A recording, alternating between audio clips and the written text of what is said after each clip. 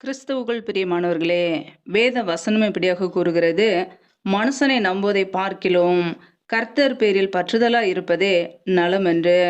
ஆம் பிரியமானவர்களே, மனுஷனை நம்புவதை பார்க்கிலும் கர்த்தர் மீது நம்முடைய நம்பிக்கையை வைக்கும்போது நம்முடைய வாழ்க்கையிலே எல்லாம் நன்மையாய் முடியும். ஹalleluya. ஒருவேளை இன்றைக்கு நீங்கள் மனிதர்களை நம்பி கைவிடப்பட்ட ஒரு நிலைமையில இருக்கலாம், ஏமாற்றப்பட்ட ஒரு நிலைமையில இருக்கலாம். நீங்கள் கர்த்தரை நம்பும்போது, கர்த்தராகிய இயேசு கிறிஸ்து மீது பற்றுதலோடு இருக்கும்போது, அவர் உங்களுடைய வாழ்க்கையிலே நன்மையான காரியங்களை கொடுப்பார். ஹalleluya.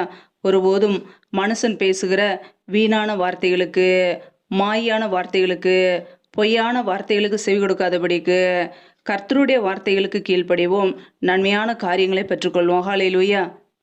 இந்த இரவு நேரத்துக்காக நம்மை நாமே தேவ சமூகத்திலே தாழ்த்துவோம். ஜெபம். எங்களை அதிகமாய் நேசிக்கிற எங்கள் அன்பின் பரலோக தகப்பனே, உம்மை துதிக்கிறோம், ஸ்தோத்திரிக்கிறோம் அப்பா. இந்த இரவு வேலைக்காக உம்மை துதிக்கிறோம், ஸ்தோத்திரிக்கிறோம்.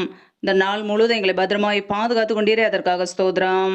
ஒவ்வொரு நாளும் கண்ணின்மணி போல எங்களை பாதுகாத்து கிருபையோடு ஜீவனோடு வைத்திருக்கிறீரே, அதற்காக நன்றி அப்பா. எங்களுடைய தேவைகளை சந்திக்கிறீரே, நன்றி. உண்ணவும் உடுக்கவும் தங்குவதற்கு இடம் கொடுத்து எங்களை பாதுகாக்கிறீரே, நன்றி அப்பா.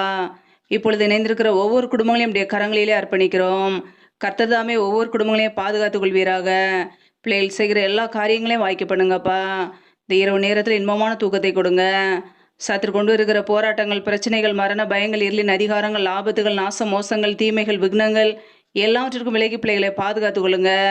அதிகாலையில் எழுந்து தேவ சமூகத்திலே காத்திருக்க உம்மை துதிக்க நம்முடைய நாமத்தை உயர்த்த எங்களை அர்ப்பணிக்கிறோம். யாரெல்லாம் பலவீனத்தோடு கஷ்டப்படுகிறார்களோ, கர்த்தர் அவர்களுக்கு நல்ல சுகத்தையும் பலத்தையும் ஆரோக்கியத்தையும் கட்டளையிடுங்கப்பா. ஒவ்வொரு குடும்பத்திலும் அப்பத்தையும் தண்ணீரை ஆசீர்வதிங்க. இப்படியே கரங்களிலே தாழ்த்துகிறோம். இயேசு கிறிஸ்தின் மூலம் ஜெபிக்கிறோம், ஜீவனுள்ள நல்ல பிதாவே, ஆமேன்.